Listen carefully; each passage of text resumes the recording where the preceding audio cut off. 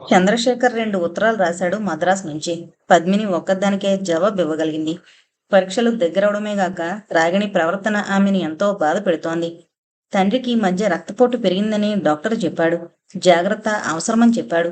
అందువల్ల పద్మిని రాగిణి గురించి ఆ క్షణం కూడా తండ్రికి తెలియనివ్వలేదు. రాగిణి పరీక్షలు రాయనండం మరింత ఇబ్బందిగా ఉందామెకు. తండ్రికి తెలిసిపోతుందేమో, ఎలా నచ్చజెప్పాలి దీనికి అని మదన పడసాగింది. పరీక్షల నాడు అడగనే అడిగారాయన. ఈ అమ్మ చిన్న చదవడం లేదేంటి? పద్మిని కంగారు పడిపోయింది. ఈ సంవత్సరం వాళ్ళ కోర్సు సరిగ్గా పూర్తి కాలేదు నాన్న కాలేజీలో, అందుకని చిన్న రాయనంటోంది. రామచంద్రరావు గారు నిర్లిప్తంగా నవ్వారు. చిన్నకి చదువంటే ఇష్టం లేదు, నేనంటే కోపం, నువ్వంటే చిరాకు. మరి ఎవరంటే ఇష్టమమ్మా? ఏ పని చేయకుండా మహారాణిలా తిరిగొస్తుంటే నువ్వేమో ఇంటి బాధ్యతలన్నింటినీ నెత్తిన వేసుకుని సతమతమైపోతుంటావు. రాగిణి, ఆయన చిన్న కూతుర్ని పిలిచారు. ఏం పరీక్షలు రాయవా? రాయను. రాగిణి నిర్భయంగా చెప్పేసరికి పద్మిని తెల్లబోతూ తండ్రి వైపు చూసింది. ఎందుకనో? రాయాలనిపించడం లేదు. అయితే పెళ్లి చేసుకోమ్మా. రేపు మామయ్యకు ఫోన్ చేస్తాను. ఆ ఢిల్లీ అబ్బాయిని రమ్మని ముహూర్తం పెట్టించేస్తాను ఈ నెలలోనే, పద్మినితో అన్నారాయన గంభీరంగా. నాకు పెళ్లి చేయమని నేనేమి ఏడవడం లేదు. మరేం చేస్తావు? రామచంద్రరావు గారు ప్రశ్నించారు. సుందరం సినిమాలోకి రమ్మంటున్నాడు. వద్దని చెప్పానుగా. నాకు వెళ్ళాలనుంది.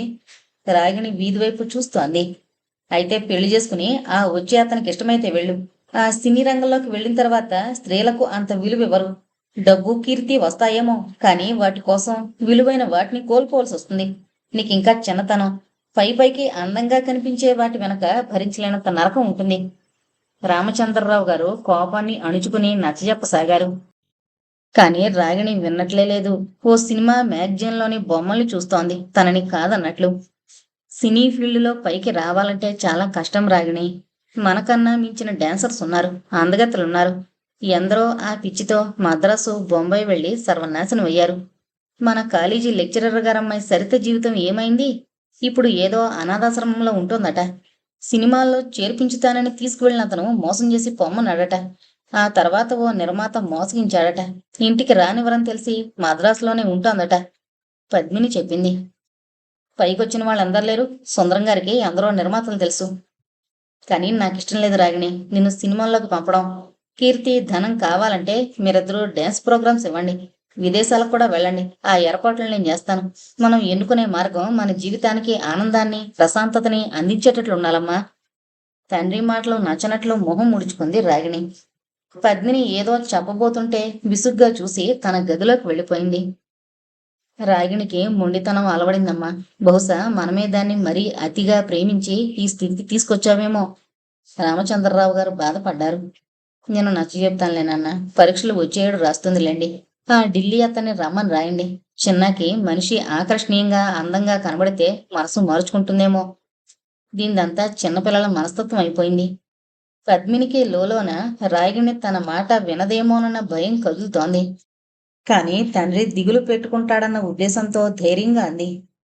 ఆ రోజున పరీక్ష రాసి కాలేజీ నుంచి బయటకొస్తుంటే ఎవరో నమస్కారం పద్మినీదేవి గారు అనగానే ఉలిక్కిపడి తలెత్తింది. అరే మీరా, ఎప్పుడొచ్చారు? వస్తున్నానని రాయలేదేం? మీ పని పూర్తయిపోయిందా? పద్మిని ముఖాన ఆనందం వెల్లివిరిసింది. చంద్రశేఖర్ ఆమె వంకే చూస్తుండిపోయాడు ముగ్ధుడై.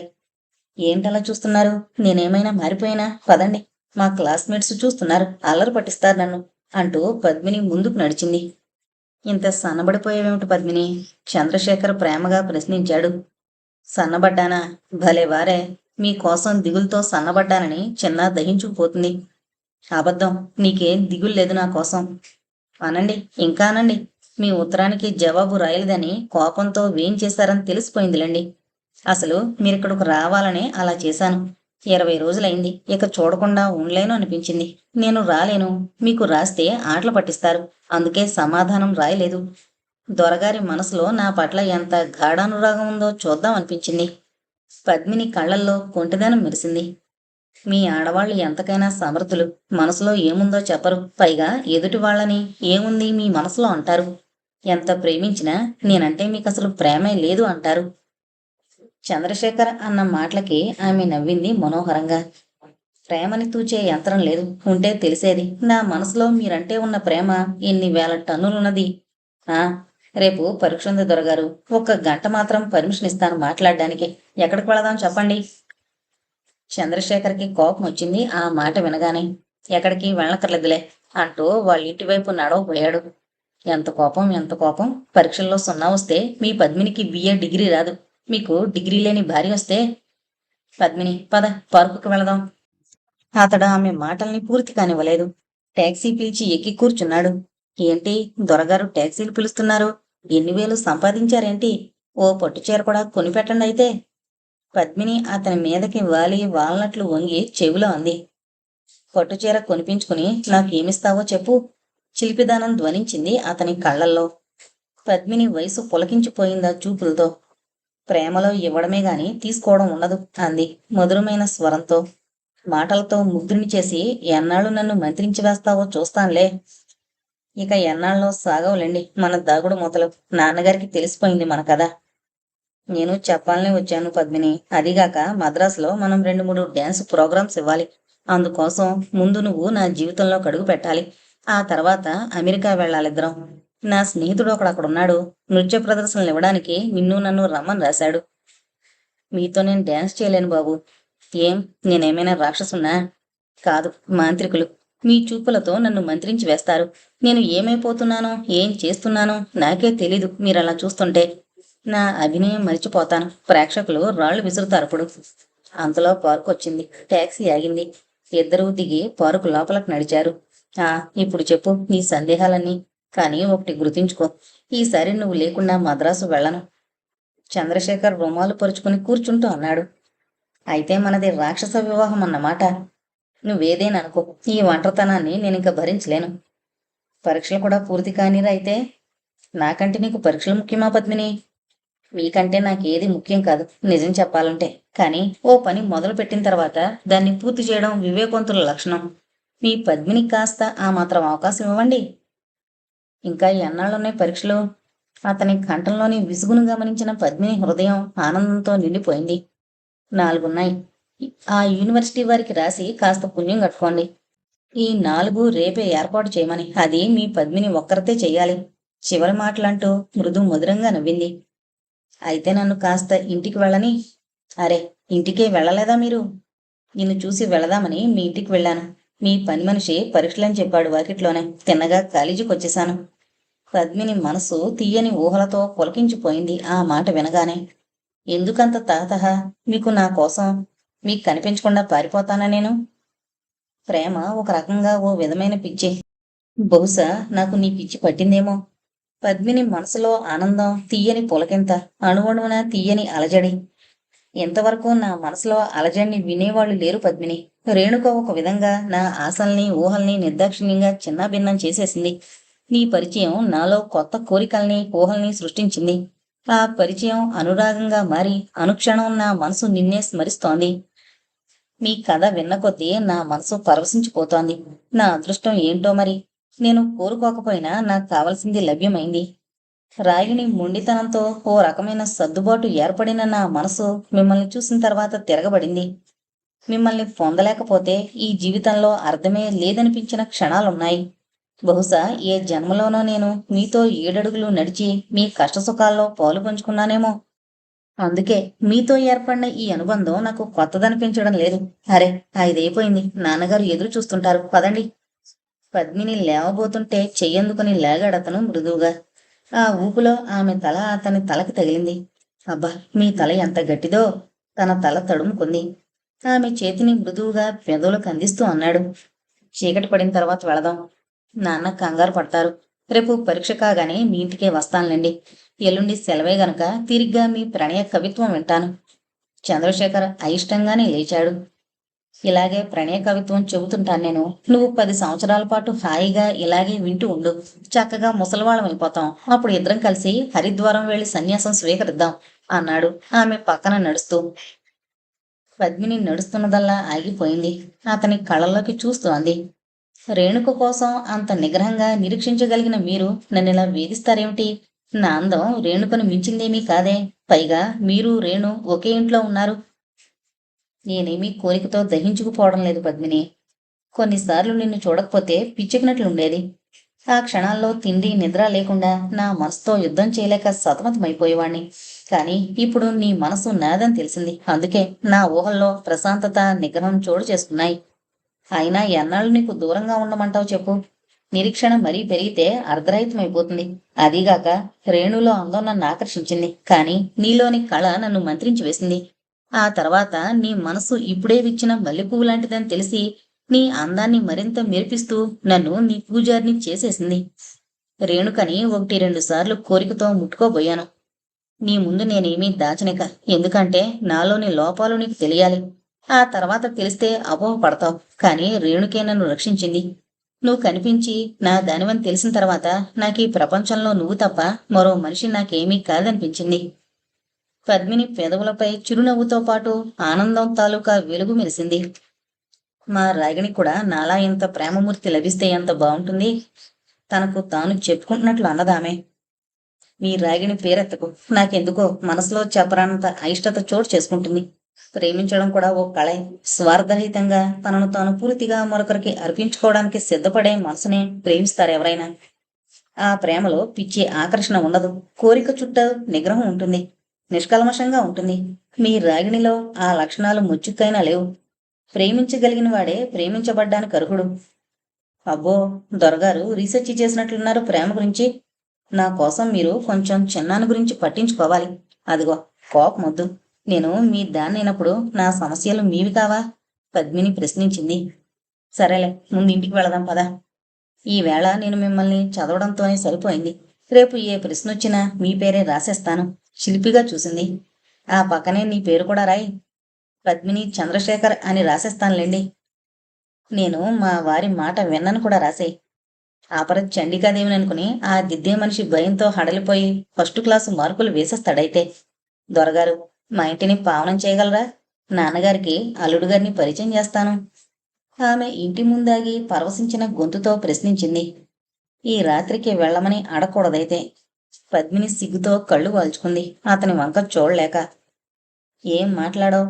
అతడు ఆమె చేతినందుకుని వేలుకున్న ఉంగరాన్ని కదుపుతూ అడిగాడు. ఆమెకు అతని స్పర్శతో నిలువెల్లా పులకించిపోయి పరవశతతో పెదవుల నుంచి అక్షరమైన విలువలేదు. కనులెత్తి చూడ్డానికి సిగ్గు తెరలు. ఆ పైన మధుర భావాల్ని మరింత మధురం చేసే అతని స్పర్శ. Good night. స్వీట్ డ్రీమ్స్ లో తేలి మా ఇంటికొచ్చేస్తే ధన్యుణ్ణి. రేపొస్తానని చెప్పు మామగారితో. 4 రోజుల లోపలే ముహూర్తం పెట్టేసి కబురంపిస్తే మంచిదని చెప్పు. లేకపోతే రుక్మిణీ కళ్యాణం తప్పదేమో. వస్తాను మరి. అతడు ఆమెను గుండెలకు హత్తుకుని చెక్కిళ్లపై ముద్దు పెట్టుకుని వెళ్ళిపోయాడు. పద్మినిని అడుగడుగున కదల్లేనంత తన్మయత, ఆనందం ఆవహించాయి.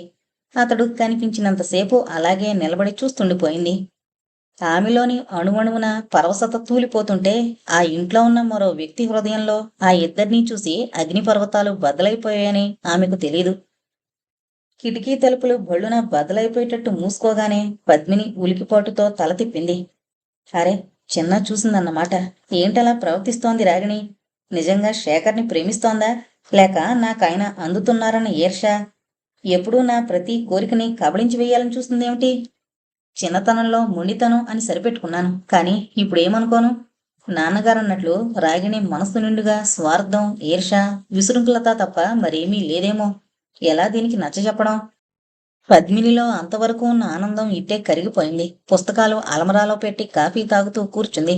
అంతలో పెరట్లో నుంచి రామచంద్రరావు గారు వచ్చారు. ఏమ్మా, ఇంత ఆలస్యమైంది. బాగా రాసావా? బాగానే రాశాన్నాన్న. ఆయన అదే శేఖర్ గారు వచ్చారు. రేపు మన ఇంటికి వస్తానన్నారు. రవ్వంత తడబడిపోయింది. రాగిణి గది గుమ్మం పక్కనే నిలబడి వింటోందని గ్రహించింది పద్మిని. నారాయణరావు గారు ఫోన్ చేశారమ్మా 5ంటికి. త్వరలో ముహూర్తం పెట్టించమన్నారు. ఇంటికైనా రాకుండా మా వాడు పద్మిని కోసం వచ్చాడంటూ నవ్వారాయన. సూట్ కేసు ఎవరో స్నేహితుడికిచ్చి ఇంటి దగ్గర ఇవ్వమన్నాడట. తండ్రి ముఖాన పొరుగెత్తే ఆనంద వీచికల్ని చూసి సిగ్గుపడిపోయింది. ఏం మనిషి బాబు ఈయన! ఇంతలోనే ఈ పద్మిని ఎక్కడికి పారిపోతుందనో, ఎవరైనా నవ్వుతారనైనా తెలియద్దు. పద్మిని మనసులోని అనురాగం, రవ్వంత కోపాన్ని, చిరాకుని మురిపెంగా అరువు తెచ్చుకుంది. మీ రేణుక కూడా ఫోన్లో మాట్లాడిందమ్మా. మీ ఇద్దరిని తొందరగా జైల్లో వేయించకపోతే తనకి మనశ్శాంతి ఉండదట. పొండి నాన్న. పద్మిని సిగ్గుపడుతూ తన గదిలోకి వెళ్ళిపోయింది. ఆ రాత్రి రాగిణి పద్మినితో అక్షరమైనా మాట్లాడలేదు. చిన్న, నీ కోపానికి కారణం నాకు తెలుసు. చంద్రశేఖర్ గారిని నేను పెళ్ళాడుతున్నానని కదూ నీ కోపం. ఆయన నిన్ను కావాలని కోరితే తప్పకుండా నీ కోసం నా మనసుకి నచ్చజెప్పేదాన్ని. కాని ఆయన ఎంత చెప్పినా వినలేదు. రాగిణి విసురుగా తలుపుల్లాగి వెళ్ళిపోయింది తన గదిలోకి. చదువుతున్న పుస్తకాన్ని విసిరేసి పద్మిని నిట్టూరుస్తూ చూడడం తప్ప ఏమీ చేయలేకపోయింది.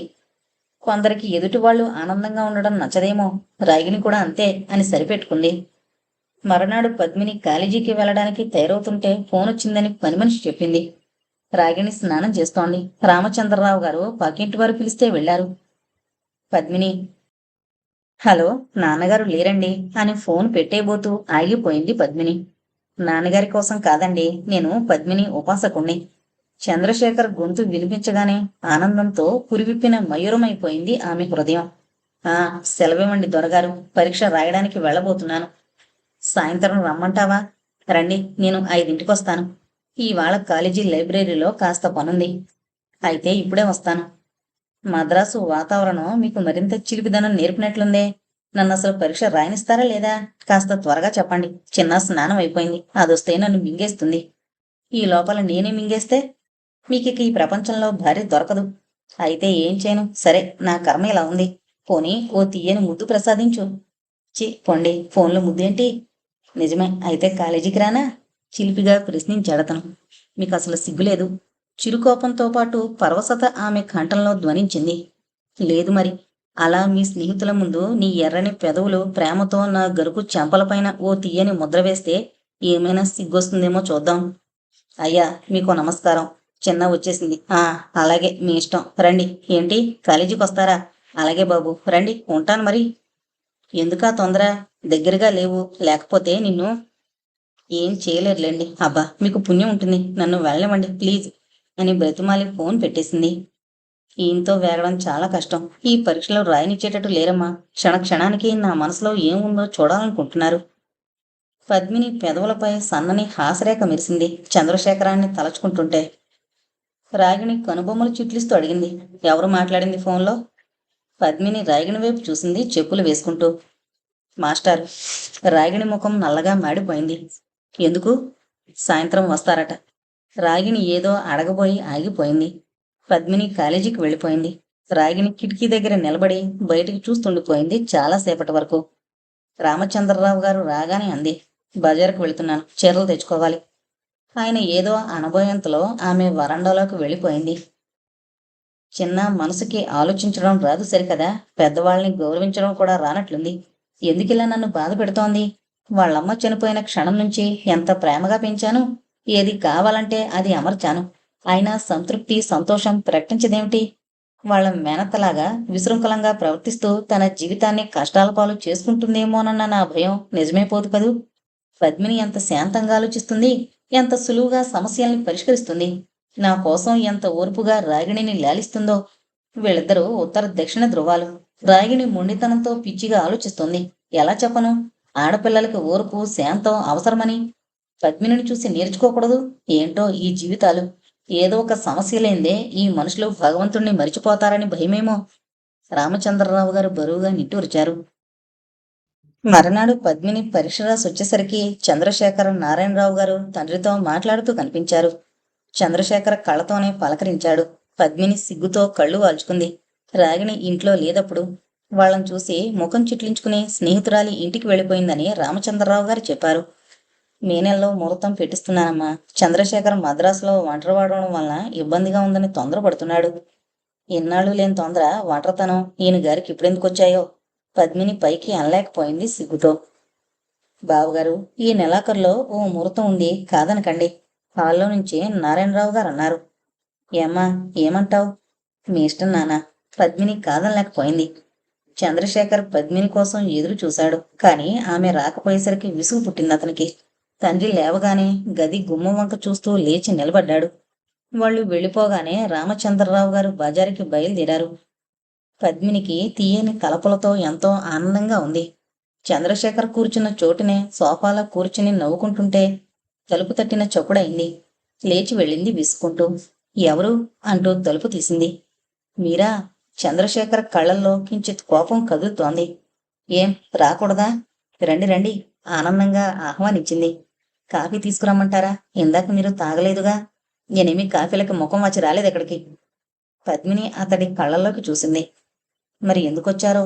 పద్మినికి అతని కోపానికి కారణం అంతుబట్టలేదు. కానీ ఆ కోపంలో ఎక్కడా మరొకరిని బాధించాలన్న ఊహే లేదు. నెలాఖరు వరకు ఎవడుంటాడు మద్రాసులో? వంట మనిషి లేదు. నాకేమో డ్యాన్స్ ప్రోగ్రాంతోనే సరిపోతుంది. చిన్నపిల్లవాడు కోరిన వస్తువు అందలేదని కోపం తెచ్చుకున్నట్లు అడిగాడతను. ఆమెకు నవ్వు ఆగలేదు. నవ్వేసింది. అతడు మండిపోతూ చూశాడు. ఎందుకంత కోపం? ముహూర్తం రేపో ఎల్లుండో లేదుగా పెట్టించడానికి. కావాలనుకుంటే ఎప్పుడైనా ఉంటుంది. అసలు ఇంకా ముహూర్తం దాకా ఆగడం ఎందుకు? ఈ పరీక్షలైపోగానే మద్రాసు వెళ్ళిపోదాం. పెళ్లినాటికి రావచ్చు. ఇప్పుడు మనకు పెళ్లి కాలేదని ఎవరన్నారు? నాన్నగారిని అడగండి. నాకేమీ అభ్యంతరం లేదు రావడానికి. అతడు విసుగ్గా చూశాడు. దొరగారు, ఇది ఇంగ్లాండ్ కాదు, ఇండియా. ఎన్నాళ్ళు లేని తొందర ఇప్పుడెందుకు? ఈ పద్మినిని మీరు తప్ప ఎవరూ ఎత్తుకుపోర్లేండి. ముందొక కప్పు వేడివేడి కాఫీ తీసుకోండి. ఆ తర్వాత పిక్చర్కి వెళదాం. నాకు 4 రోజులు సెలవులు వచ్చాయి. అప్పటికతని కోపం కరిగిపోయింది. ఆమె కాఫీ కోసం వంటింట్లోకి వెళుతుంటే అతడు వెళ్ళాడు. మీరిక్కడే కూర్చోండి, నేను తీసుకొస్తానులేండి. ఇక్కడ పద్మిని లేదు. ఇదెక్కడ పిచ్చి? పద్మిని మనసులో పులకింత. ఎక్కడిదో ఏ రకమైందో నాకు తెలీదు పద్మిని. నన్ను రేణు నిరాకరించిన తర్వాత నా అదృష్టం మీద నాకే నమ్మకం పోతోంది. ఏ క్షణంలో నువ్వు మనసు మార్చుకుంటావోనని భయంతో నిలవలేకపోతోంది నా మనసు. పద్మిని అతనికి చేరువుగా వచ్చి గుండెలపైన తల అంచి షర్టు గుండీల్ని తిప్పుతూ మధుర స్వరంతో అంది. నేను మీ పద్మినినే. మీ భయంలో అర్థం లేదు. మీకోసం సిగ్గును కూడా వదిలేసి నాన్నగారితో ఈ నెలాఖరికే ముహూర్తం పెట్టమన్నాను. చిన్నా కోసం ఇంకా కొన్నాళ్ళు ఆగాలనుకున్నాను. ఢిల్లీ నుంచి ఉత్తరం రాలేదు ఇంకా. దాని పెళ్లి కూడా ఇప్పుడే చెయ్యాలని నాన్న అనుకున్నారు. అందుకే నాన్న మీ ఇంటికి రాలేదు. మీ నాన్నగారిని రప్పించాల్సి వచ్చిందని బాధపడ్డారిందాక. అతడు ఆమె తలపైన ముద్దు పెట్టుకున్నాడు, పదే పదే పరవశించి. నువ్వు తప్ప నాకు ఈ ప్రపంచంలో మరో విషయం అనవసరం అనిపిస్తోంది పద్మిని. ఆమె నవ్వింది మనోహరంగా. కూర్చోండి, ఎవరైనా వస్తారు. ఆమె అతని కౌగిలి నుంచి దూరంగా జరిగి మళ్లీ కుర్చీ తెచ్చివేసింది. ఇందాక మీరెందుకు తాగలేదు కాఫీ? నువ్వు రాకుండా పని మనిషితో ఎందుకు పంపించావు? ఆమె ఆ నిష్ఠూరానికి నవ్వకుండా ఉండలేకపోయింది. అసలు సంగతి ఇదని చెప్పరేం మరి?